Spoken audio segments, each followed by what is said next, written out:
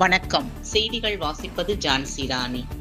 ஊத்துக்கோட்டையில் பழைய ஓய்வூதிய திட்டத்தை அமல்படுத்த வலியுறுத்தியும் தேர்தலின் போது அளித்த வாக்குறுதிகளை நிறைவேற்ற கோரியும் ஜாக்டோ ஜியோ அமைப்பினர் கண்டன ஆர்ப்பாட்டத்தில் ஈடுபட்டனர். திருவள்ளூர் மாவட்டம் ஊத்துக்கோட்டை பேரூராட்சி அலுவலகம் முன்பாக ஜாக்டோ ஜியோ அமைப்பு சார்பில் பழைய ஓய்வூதிய திட்டத்தை அமல்படுத்த வேண்டும் உள்ளிட்ட 10 அம்ச கோரிக்கைகளை வலியுறுத்தி கண்டன ஆர்ப்பாட்டம் நடைபெற்றது. இந்த ஆர்ப்பாட்டத்திற்கு தமிழ்நாடு அரசு தொடக்கப்பள்ளி ஆசிரியர் கூட்டமைப்பு மாவட்ட செயலாளர் ப. ராஜாஜி தலைமை தாங்கினார். ஜாக்டோ ஜியோ மாவட்ட செயலாளர் துரைபாண்டியன் முன்னிலை வகித்தார்.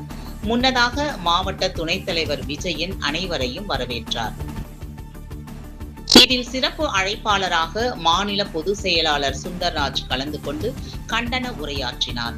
இந்த ஆர்ப்பாட்டத்தில் பழைய ஓய்வூதிய திட்டத்தை அமல்படுத்த வேண்டும், தமிழக அரசு இடைநிலை, உயர்நிலை பள்ளி மற்றும் மேல்நிலை பள்ளி ஆசிரியர்களுக்கு மத்திய அரசு வழங்கும் ஊதியத்திற்கு நிகரான ஊதியம் வழங்க வேண்டும், தொடக்க கல்வித்துறையில் பணியாற்றும் 90% ஆசிரியர்களுக்கு பாதிப்பை ஏற்படுத்தும் வகையில் தமிழக அரசு வெளியிட்டுள்ள அரசாணை எண் 243 உடனடியாக திரும்ப பெற வேண்டும், அனைத்து அரசு ஊழியர்களுக்கும் CAS ஊக்க ஊதிய உயர்வு உடனே வழங்க வேண்டும் உள்ளிட்ட பல்வேறு கோரிக்கைகளை வலியுறுத்தி அரசு பள்ளி ஆசிரியர்கள் மற்றும் அரசு ஊழியர்கள் என 100க்கும் மேற்பட்டோர் தமிழக அரசுக்கு எதிராக கண்டன முழக்கங்களை எழுப்பினர்.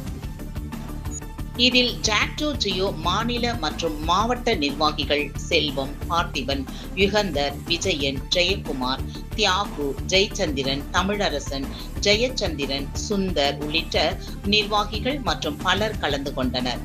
முடிவில் வட்ட தலைவர் கணேசன் நன்றி உரையாற்றினார்.